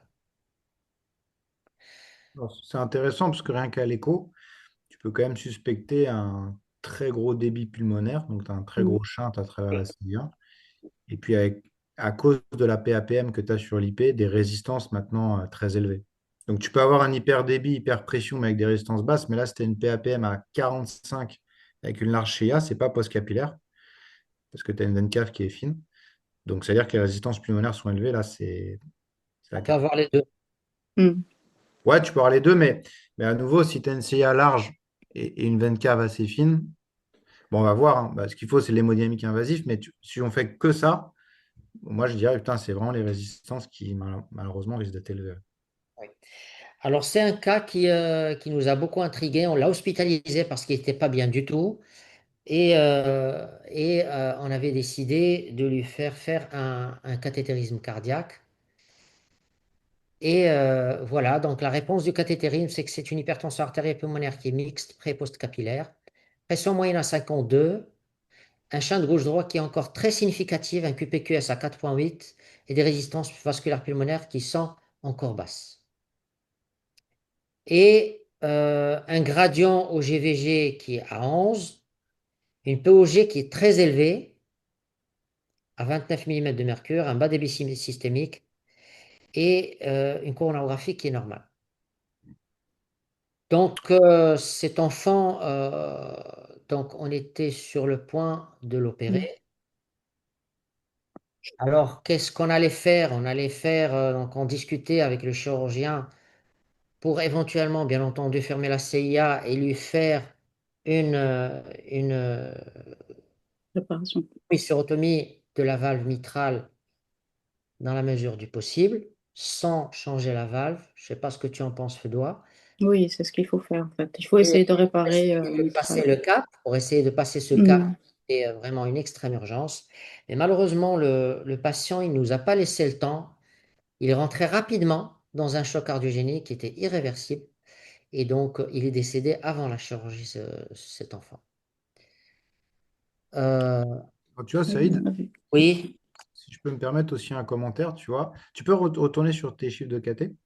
oui, Tu vois, là, ce Un qui est débit. surpris, c'est la POG à 29. En fait, ce qui est intéressant, c'est que ça va un petit peu contre ton écho, ou sinon, ça juste confirme que l'hémodynamique est très variable. Les cas aussi graves, avec des mitrales aussi malades et un VG aussi comprimé, parfois il peut avoir des pressions de remplissage basses, ce qui était peut-être le cas durant ton écho. Et d'un coup, il va élever très fort dès qu'il va un petit peu rentrer en inotropie, c'est-à-dire un peu s'agiter. Et boum, la POG va exploser. Ce qui est oui. évidemment un facteur de risque de crise d'HTAP majeure et de décès brutal. Et c'est ce qui explique aussi peut-être le gradient au GVG qui est faible, qui n'est pas très important. Hmm. Ouais, alors tu vois là, c'est peut-être moi, ce qui m'intéresserait en plus, c'était mon second point, c'était la PTD-VG, donc la pression télédiastolique du VG. Le VG, comme disait Fado, est peut-être aussi malade. Hmm. Là, tu vois, d'avoir finalement un gradient si bas, ça sous-entend que la PTD-VG doit être élevée. Peut-être élevé, oui. Ouais. C'est-à-dire que le muscle aussi, là, il est malade. Normalement, tu n'as pas une pression télédiastolique élevée. Et avec un QP, QS à 4,8, c'est que plus le débit pulmonaire est élevé, plus le débit systémique est faible. Donc, ce malade était en bas débit. Donc, c'est ce qui explique cette évolution rapide. Je crois que l'évolution rapide, il y a plusieurs facteurs, hein, donc on est en train de discuter malheureusement a posteriori, mais Hmm. je crois l'écrasement du ventricule gauche aussi, il est pour quelque chose, donc très probablement il devait avoir une PDDVG qui est élevée, cet enfant, hein. Avec ce ventricule gauche qui est écrasé par le ventricule droit, c'est tout à fait possible, hein. Ouais, ouais. Mais comme tu l'as dit au début, et moi, vraiment l'élément clé, c'est la valve mitrale. Parce que la valve mitrale est malade, il y a un gros débit à travers la CI à cause de cette valve mitrale, et c'est un cercle vicieux. Tu fatigues tes poumons, tu déprécharges ton VG, tu n'as plus de débit systémique. Alors, si l'enfant avait tenu et était allé au bloc opératoire, corrige-moi si je me trompe, Fadwa, mais ça aurait été une chirurgie d'extrêmement haut risque, Ouais. d'extrêmement haut risque. Et même un geste parfait, il aurait fallu calibrer parfaitement une sciate de décharge. Exactement, c'est ce que j'allais dire. Il faut sortir avec une CI à décharge et sûrement de l'ECMO derrière, sûrement. Parce que c'est pas sûr que ce ventricule gauche pourra assurer un débit systémique tout seul. Ça m'étonnerait. C'est vrai que c'est un VG qui est peu préchargé, mais ça m'étonnerait qu'il puisse assurer une réparation biventriculaire. Et deux petites questions.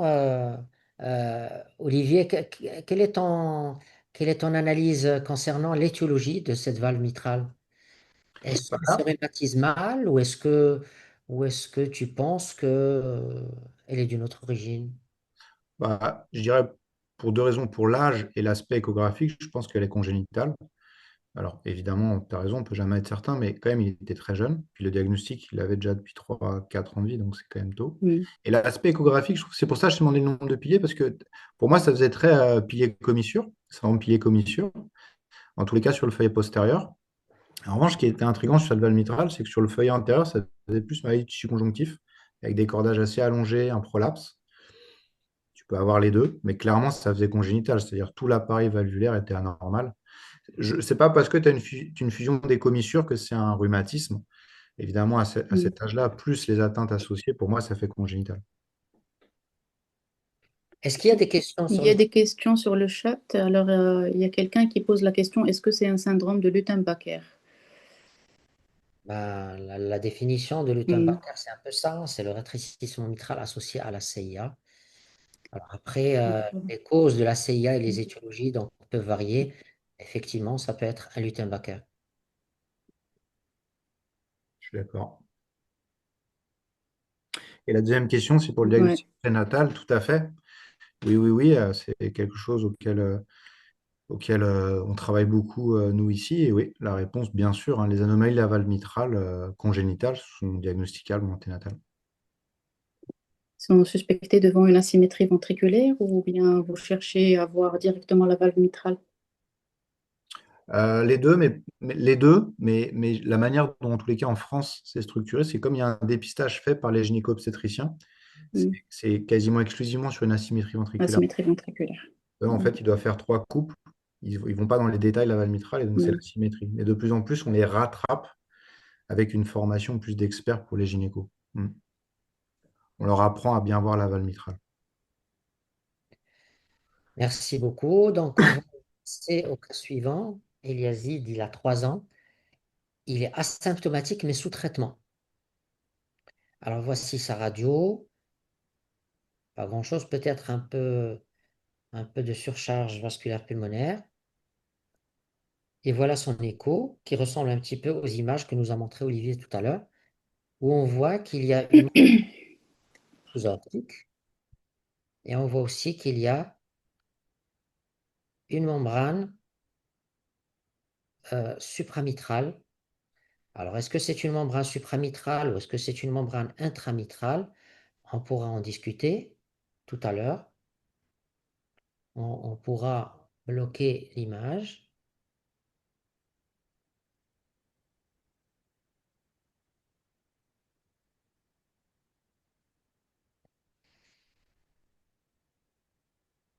Moi, je pense que c'est beaucoup plus une membrane supramitrale. Mais qu'est-ce que tu en penses, Olivier? Ouais, moi, je suis plutôt d'accord avec toi. C'est vrai que ça a l'air au-dessus de l'insertion des feuillets sur l'anneau. Quand je dis au-dessus, c'est par rapport au flux. Oui. Après, j'ajouterais, c'est un peu, Alors, c'est un peu une réponse de lâche, mais c'est aussi une réponse honnête. On se trompe beaucoup. Et je pense que c'est important de le rappeler. Nos collègues chirurgiens aiment bien nous taper sur les doigts en sortant du bloc en disant ah, c'était intramitral, tu m'as dit supramitral ou l'inverse. Je pense qu'à l'échographie, on a quand même du mal à cause de la deux dimensions. Euh, donc, c'est bien de s'acharner, mais ça ne change pas grand-chose. Ça va être vraiment la qualité du chirurgien en bloc opératoire. Oui, absolument. c'est vrai que Ouais, je c'est dis pas de beaucoup bêtises. plus. Non, c'est beaucoup plus compliqué de réparer quand c'est intramitral parce qu'on risque d'abîmer le. C'est vraiment un véritable peeling de la valve mitrale. Parfois, c'est complètement collé sur les feuillets et le risque, c'est d'abîmer en fait le tissu valvulaire mitral. Le deuxième point, c'est que la membrane intramitrale est souvent associée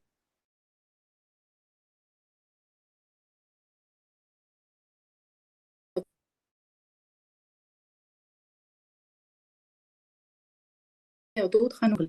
Parce que je ne sais pas, est-ce que tu es d'accord, Olivier, que cette membrane supramitrale, c'est une lésion secondaire. Le plus souvent, c'est pas présent à la naissance.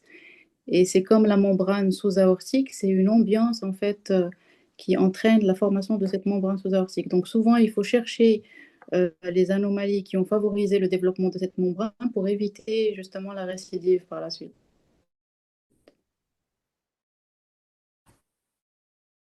Ouais, alors, je suis totalement d'accord. Et intéressant dans ce que tu as fait, Fadois, c'était mon commentaire précédent. Là, sur le long axe, je me demande s'il n'y a pas un cordage, donc l'appareil sous-alvéolaire mitral, qui va s'insérer dans la Exactement. chambre de Parce chasse. qu'en plus, il y a Et là, une plus en membrane faveur. sous-aortique. Ouais. Voilà.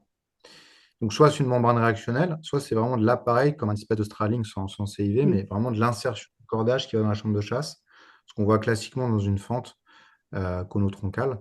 Mais là, je suis d'accord avec Fadois. S'il y a vraiment de l'insertion de cordage dans la chambre de chasse, c'est en faveur plutôt de l'intramitral. Je me demandais, en fait, tu vois une image, je ne sais pas, c'est pas Oui. facile. Bon.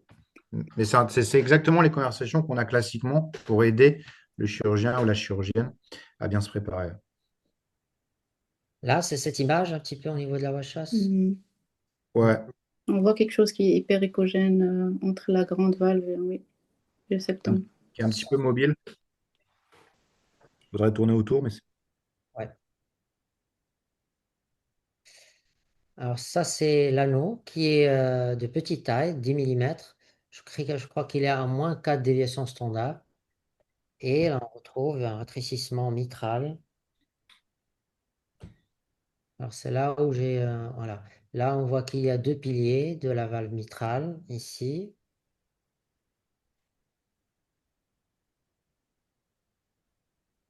Et ici, on revoit un petit peu une équivalent de 5 cavités.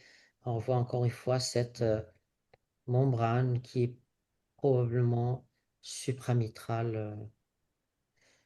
Enfin, sur le feuillet antérieur, on a l'impression que elle est supramitrale. Et ce côté-là, donc sur le feuillet postérieur, on a l'impression qu'elle s'insère sur la valve. Parfois, c'est pas évident, hein. Est-ce qu'on peut Mhm. aider de l'ETO dans ce genre de situation? Est-ce que ça peut aider? Ouais, tout à fait. ETO Souvent, éventuellement? nous, la manière dont on le fait, Saïd, c'est ça change pas l'indication opératoire. Donc, on va au bloc Le opératoire, bloc. on fait le TO préopératoire avec le chirurgien au-dessus de notre épaule. Ce que disait Fadoua juste avant, c'est-à-dire une écho à 4 œils, en fait, à 4 yeux. Mm.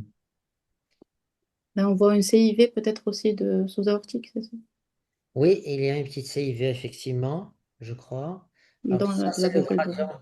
Ça, c'est le gradient sur la valve mitrale qui a 14 en moyenne. C'est significatif. Là, on voit encore une fois cette valve. Et ici, bon, c'est une image qui est figée.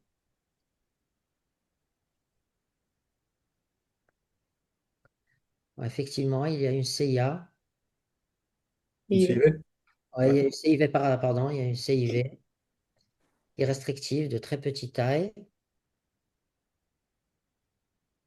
qui est au niveau de la voie d'éjection et qui est restrictive avec un gradient de pression qui est à 81 mm de mercure entre le ventricule gauche et le ventricule droit. Alors ça, c'est plutôt une bonne nouvelle, parce que ça veut dire que la PVDS, elle est basse. Mhm. Oui, Une membrane supramitrale, tu peux avoir des pressions pulmonaires très élevées. Mais là, si la CIV est restrictive en termes de pression, c'est-à-dire qu'il n'y a pas de surcharge de pression. non, pas vraiment. Il n'y a pas de surcharge de pression, il n'y a pas de surcharge. Là, ça, c'est un gradient sur le. Ça s'influe sur la membrane sous-aortique qui n'est pas du tout sténosante. Et au niveau de l'arc aortique aussi, il n'y a pas de coarctation de l'aorte. C'est quelque chose qu'il va falloir chercher systématiquement.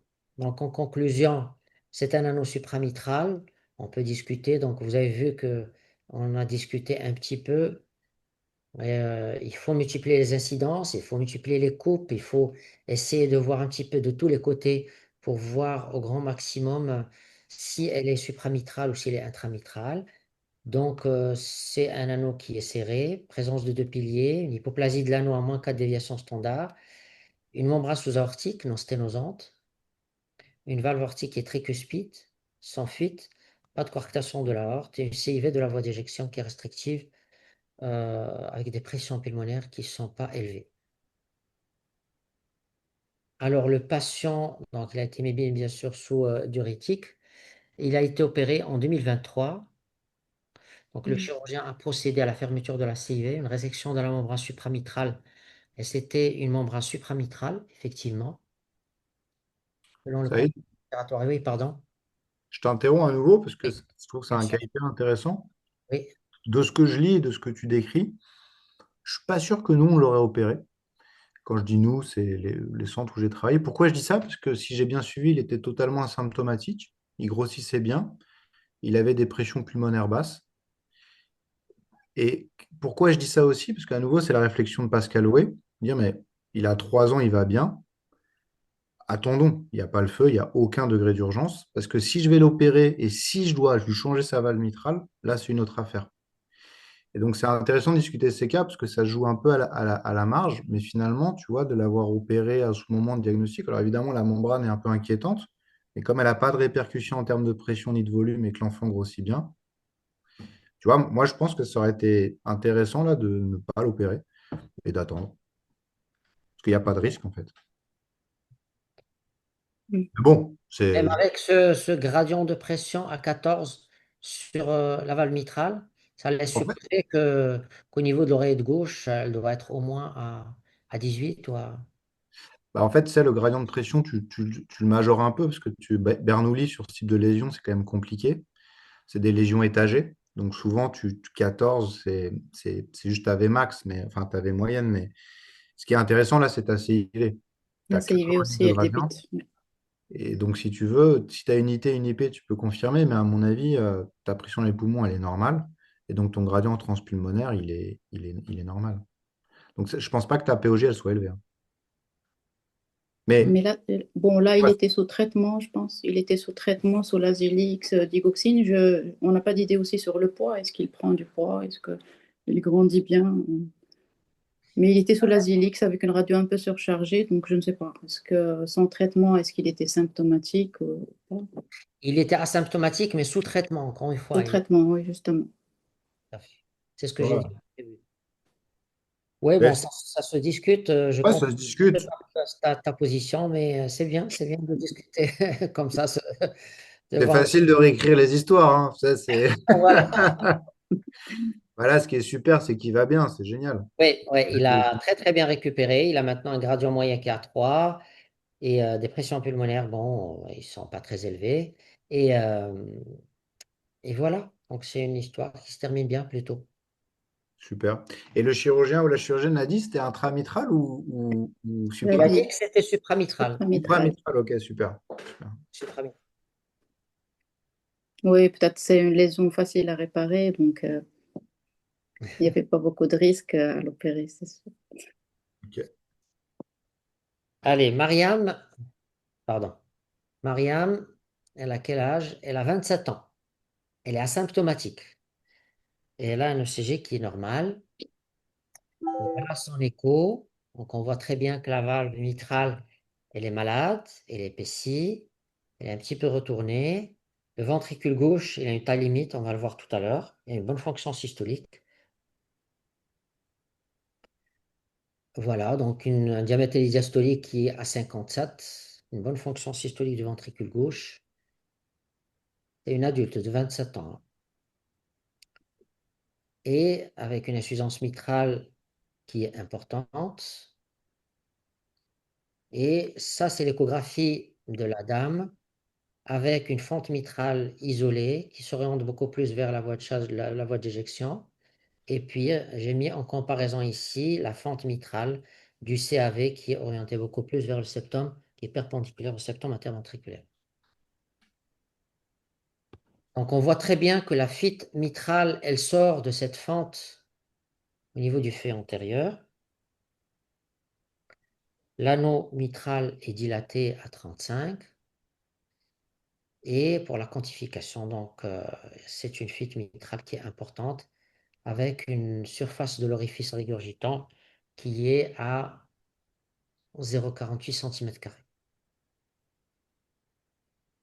Une oreillette gauche qui est dilatée, donc pour reprendre ce qu'a dit Olivier tout à l'heure, une oreillette gauche qui est dilatée, un ventricule gauche qui est limite supérieure, des pressions pulmonaires qui sont encore normales chez cette jeune dame, donc une pression dans le VD qui est à 27 mm de mercure. Donc au total, une IM importante isolée par fente mitrale antérieure, avec des critères de sévérité, au niveau de l'oreillette gauche, au niveau de la surface de l'orifice régurgitant et du volume régurgité, et un ventricule gauche qui n'est pas dilaté, de bonne fonction, et des pressions pulmonaires normales. Alors, toute la question, c'est que faire? Donc là aussi, la discussion, elle est ouverte. Je ne sais pas s'il y a des questions dans le chat. Mais c'est une IM qui est assez importante. C'est vrai qu'il n'y a pas beaucoup de retentissement sur le ventricule gauche ni sur les pressions pulmonaires. Est-ce que tu l'aurais opéré ou est-ce que tu l'aurais laissé tranquille, Olivier? Après, on reviendra à Fédois pour nous dire ce qu'elle va faire un petit peu pour ce genre de lésion. Voilà, moi je pense que là, tu as plusieurs critères pour une indication opératoire. La surcharge de volume, comme je disais, donc tu as une dilatation nette de l'oreillette gauche et du Mm. VG. Donc là, il n'y a pas d'intérêt à attendre parce que là, le risque, il est rythmique, voire les surcharges de pression. Donc là, pour moi, il faut opérer. Et en plus, tu as une lésion assez claire à opérer. Donc c'est une fente. Normalement, les chirurgiens aiment bien ça. Même si une fente conotroncale, c'est plus difficile, mais normalement, ils aiment bien ça. La seule question pour moi qui reste, c'est comment est la voie de chasse, la chambre de chasse en fait du ventricule gauche. Comme j'ai dit durant ma présentation, les fentes conotroncales, souvent il y a du matériel sous-valvulaire mitral qui va s'insérer dans la chambre de chasse, et là, les chirurgiens n'aiment pas du tout ça. Il faudrait juste, à mon avis, pour bien discuter le cas, juste préciser ce détail. Et après, pour moi, c'est fermeture de fente, ouais. Plus ou moins nulloplastie. Tu as donné le diamètre de l'anneau, Saïd? J'ai oublié. Il est 35. dilaté, il a des 36 peut-être. 35. 35, ouais. Donc, moi, je dirais au chirurgien, écoute, pour moi, ce serait fermeture de fente, annuloplastie. Et Fedoua, comment tu l'aurais opéré? Comment tu... Tout à fait. Je pense la fermeture de la fente mitrale, c'est comme il a dit Olivier, c'est la lésion la plus facile à réparer. Mais bon, là, il est un peu âgé et là, on peut se retrouver avec une fente qui est un peu rétractée. Donc, c'est pas comme chez le nourrisson. Parfois, c'est facile à réparer chez le nourrisson, mais chez les malades qui sont un peu plus âgés. Parfois, on a de véritables rétractions de la fente mitrale et on peut être amené à fermer cette fente à travers un petit patch quand on a une rétraction tissulaire. Mais je suis d'accord, je suis tout à fait d'accord. Fermeture de fente et annuloplastie. Je pense que on on n'a rien à attendre. Il faut y aller. Sinon, c'est une maladie qui va faire de l'arythmie, qui va devenir de plus en plus symptomatique. Plus on va attendre, je pense, plus on va s'éloigner de la plastie mitrale et on pourra tomber dans une rétraction valvulaire importante et être amené à remplacer la valve. Donc, il ne faut pas raisonner sur une valve pathologique comme sur une valve normale qui est fuyante. C'est une valve où il y a une fente mitrale, donc je pense qu'il ne faut pas trop tarder pour la réparer. Très bien. Est-ce qu'il y a des questions? Est-ce que tu as des questions dans le chat? Il y a une question. Alors, ils ont demandé, est-ce que vous avez fait une écho 3D? Et est-ce qu'il y a intérêt à faire peut-être une écho 3D pour ce genre de malade? Alors, je pense pas, moi. Ouais, je pense pas, je peux me permettre de répondre. L'écho 3D a beaucoup de force, mais là, l'écho 2D est hyper noble, hein. Donc là, pour une fente avec un mécanisme très bien identifié par Saïd, c'est-à-dire il n'y a pas de question, je ne vois pas ce que l'échographie volumétrique apporterait. Très Peut-être le Théo donnera plus d'idées sur une éventuelle obstruction sous-aortique ou sur du matériel. Peut-être ça peut apporter quelque chose. Je parle de l'ETO opératoire. Ah, pour la chambre de chasse, ouais, Ouais, ça c'est pour la une bonne chambre de idée. chasse. On est en plus haute fréquence, on voit mieux les petits cordages qui vont s'insérer. Exactement. bien. Ici, on a vu, il y a pas de, il y a pas d'obstruction au niveau de la voie de chasse. Ok, Donc, bon, dans ce cas-là, c'est. alors, il nous reste 8 minutes pour 2 cas. Donc, si on n'arrive pas, on va faire juste un cas. Alors, 9 ans, suivi depuis 2016. C'est un cas familial avec un frère qui est déjà décédé. On ne connaît pas la cardiopathie congénitale qu'il avait et qui présentait en 2016. Donc, on l'a vu avec un ventricule unique, type droit, double rentrée, de bonne fonction, une hypoplasie du cœur gauche, du ventricule gauche, une malposition des gros vaisseaux, une hypertension artérielle pulmonaire, un RR moyennement serré double orifice mitral et un cercle. Donc, il avait bénéficié d'un cerclage de l'artère pulmonaire en décembre 2016. Depuis, il a été perdu de vue, et il se sentait un petit peu mieux, et il a été complètement perdu de vue. Et je l'ai revu récemment, donc sous traitement, donc il sature à Saïd, 100%. Oui. je suis désolé. Non, non, mais vas-y. Ça t'interrompt parce que je suis curieux. Sur la diapo précédente, c'est hyper intéressant comme présentation. Est-ce que tu sais pourquoi, quand on a fait le cerclage, on ne l'a pas associé à une petite atrioseptectomie, tu vois, un petit élargissement de CIA? Ça, c'est une excellente question. Et effectivement, ça n'a pas été fait. Je crois que c'est l'erreur qui a été commise Ouais. dans l'observation. On va y revenir après. Et c'est l'erreur qui a été commise un petit peu dans cette observation parce qu'il fallait associer. Je vais vous montrer un petit peu le septum interauriculaire actuellement de cet enfant. C'est l'erreur qui a été commise et il fallait absolument associer un geste de septectomie. D'accord.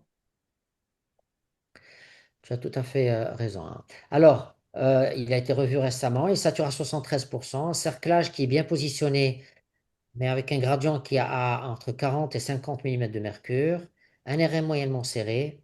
Un gradient moyen qui a 5 mm de mercure et de l'hypertension artérielle pulmonaire. Voilà son écho. Donc on voit très bien qu'il y a un ventricule unique. Alors tout à l'heure, on va montrer peut-être que il y a un petit ventricule gauche qu'on arrive à voir. Ici, on ne voit pas très très bien. Mais on voit très bien que la valve mitrale, elle est malade. Elle s'ouvre un petit peu en dôme et le ventricule unique, il est de bonne fonction. Alors, si vous faites attention à ce septum interauriculaire, comme a dit Olivier tout à l'heure, on voit très bien qu'il bande du côté droit, d'accord? C'est-à-dire qu'il y a de l'hyperpression du côté gauche. Ok, voilà, donc il y a peut-être un tout petit foramen ovale perméable. Et je ne sais pas si tu es d'accord, est-ce qu'on peut considérer ça comme un ventricule gauche, un tout petit ventricule gauche qui est hypoplasique, ou est-ce qu'on va conclure un ventricule unique de type indéterminé? Qu'est-ce que tu en penses, Olivier? Bah, je pense qu'en incidence, c'est hyper rare, hein, le ventricule unique. Donc, je suis plutôt en incidence. Moi, je chercherais plutôt le foramen buloventriculaire, donc la petite cavité accessoire. En revanche, normalement, elle est antérieure. Ouais, Aussi en termes d'incidence. Après, tout existe. Mais classiquement, le ventricule droit à double entrée, comme celui que tu montres, je rappelle que normalement, on ne parle pas de valve mitrale et de valve tricuspide, on parle de valve gauche, valve droite. droit. Mhm. Ouais, c'est un détail, mais c'est parce qu'embryologiquement, en fait, c'est plus vraiment des mitrailles et tricuspides. Mais la petite cavité, normalement, elle doit être plutôt antérieure et ça donne un VDDI, classiquement. Donc, les deux gros vaisseaux sortent de cette cavité accessoire. Euh, bon, voilà. Voilà. Donc on voit que cette valve, donc il y a de l'aliasing sur la valve mitrale. Là, c'est le cerclage de l'artère pulmonaire. Ça, c'est ça, c'est la valve pulmonaire. Ça, c'est le cerclage qui est un petit peu proche de la valve pulmonaire.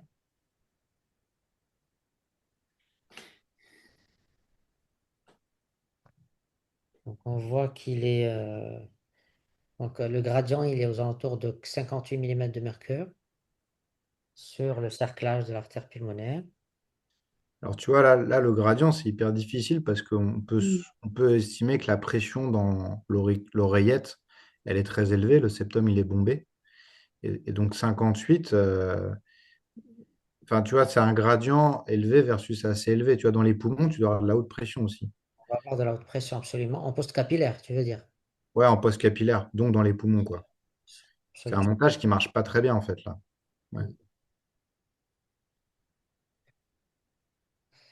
Et là, encore une fois, on voit, pardon, excusez-moi, on voit cette valve qui est le siège d'un double orifice.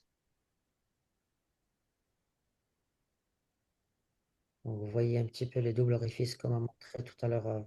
Ah ouais. Ah, c'est beau. Et donc là, tu as raison, embryologiquement, ça va plus faire une valve mitrale. Les double orifices tricuspidiens, ça n'existe pas ou c'est extrêmement rare. Très rare. J'en ai vu. Ouais, ouais, ouais, ouais, ouais, ouais. Non, non, non, c'est extrêmement rare, mais classiquement, tu vois, c'est la Ouais, antérieure-postérieure. Donc, exactement. Voilà la conclusion que j'ai mise. Ventricule unique de type droit à double rentrée, de bonne fonction, une hypoplasie du ventricule gauche, un cerclage de l'artère pulmonaire qui est moyennement serré, il n'est pas très très protecteur, et ou bien la pression postcapillaire qui est très élevée, qui fait que le gradient n'est pas très élevé, et un RM qui est probablement serré avec un double orifice mitral, et une hypertension artérielle pulmonaire. Alors, qu'est-ce qu'il fallait faire? Donc, on s'est posé la question, est-ce qu'on a le droit d'aller opérer cet enfant sans passer par un cathé? Donc, on a fait un cathé finalement qui a montré une pression dans la pression moyenne dans l'artère pulmonaire qui est à 47 mm de mercure et des résistances vasculaires pulmonaires qui sont très élevées. Et voilà, donc on a conclu que cet enfant, bien sûr, il est en dehors de toute chirurgie actuellement. et tu vois, là, dans les pressions pulmonaires, le chiffre le plus marquant pour moi, c'est le 33. Mhm. Et les diastoliques à 33, ça veut dire que tu as une post-cap hyper élevée. Et ouais. Parce que là, il n'y a plus, plus tellement de projets avec des résistances aussi élevées, tu peux Mm. pas aller sur une stratégie univentriculaire, hein. Oui, absolument. Est-ce qu'il y a une question sur le chat? Alors, pourquoi on a fait un cerclage pulmonaire? Mm. Ben, le cerclage, parce qu'il n'y avait pas de sténose pulmonaire, mais on a été devant un ventricule unique. Il aurait fallu le cercler un peu plus et ouvrir le septum interauriculaire. Mm. C'est un peu ça. C'est un peu ça. Mais pourquoi on a fait le cerclage? C'est juste pour protéger la pression. Ouais. L'indication du cerclage, c'est pour baisser la pression dans les poumons. Oui, mais en contrepartie, on a laissé la pression postcapillaire évoluer. Alors ouais, ouais, ouais.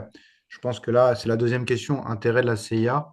Bon, là, c'est ce que tu avais résumé au début, ça, je pense que là, il y a peut-être une difficulté d'évaluation au début. Pour permettre un écoulement libre, Mm. débit dans les poumons, il aurait fallu déprécharger complètement le poste capillaire.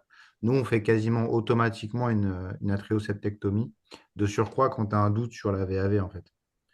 Parce Mm. que sinon, c'est une poche qui va se faire, quoi. Et juste ça, j'ai une question pour la chirurgienne. On peut le faire ça sans bypass, hein. Tu peux aller faire une petite une atrioseptectomie. Quand tu fais un cerclage, tu peux juste aller ouvrir Oui, sans. Ouais. oui, en fait, ça se fait, ça s'appelle un Blalock Enlon. On peut clamper derrière l'auricule avec un petit Sapinsky derrière les deux auricules et prendre une partie du septum interauriculaire et créer une CIA rapidement et refermer. On peut le faire. Ouais. C'est un geste qui coûte pas très cher, Exactement. du cerclage et qui rapporte gros, quoi. On peut faire aussi une CEC très rapide et élargir, parce qu'il a déjà un FOP, élargir rapidement et fermer rapidement. En fait, peut-être que ça aurait changé tout le pronostic de ce malade. Bien sûr, absolument. Voilà, donc je crois qu'on est arrivé à temps. On est à 20h31. Alors, il y a une question intérêt de la CIA. Bah, c'est la soupape de C'est pression. pour décharger l'oreille gauche, hein. C'est essentiellement pour ça, hein. C'est un malade qui a en plus une sténose sur la valve mitrale, donc c'est un ventricule unique. Donc, le retour veineux pulmonaire, soit il va aller vers la valve mitrale sténosée, soit il doit se décharger dans l'oreillette droite pour rejoindre le ventricule unique, parce que c'est un ventricule unique. Donc, tout le retour systémique et pulmonaire va se rejoindre dans le ventricule unique, en fait. Bah, écoutez, je crois qu'on va pas pouvoir faire le cinquième, le dernier. On est arrivé à temps. Il me reste à vous remercier infiniment pour ce très beau débat sur la valve mitrale congénitale. J'espère qu'on aura fait le tour un petit peu des différentes anomalies avec le topo très brillant de notre ami Olivier Villemain. Brillant cardiopédiatre à Bordeaux, il a fait un parcours magnifique à Necker dans un premier temps et puis par la suite à Toronto. Un grand merci Olivier, hein, d'avoir accepté notre invitation et Avec aussi plaisir.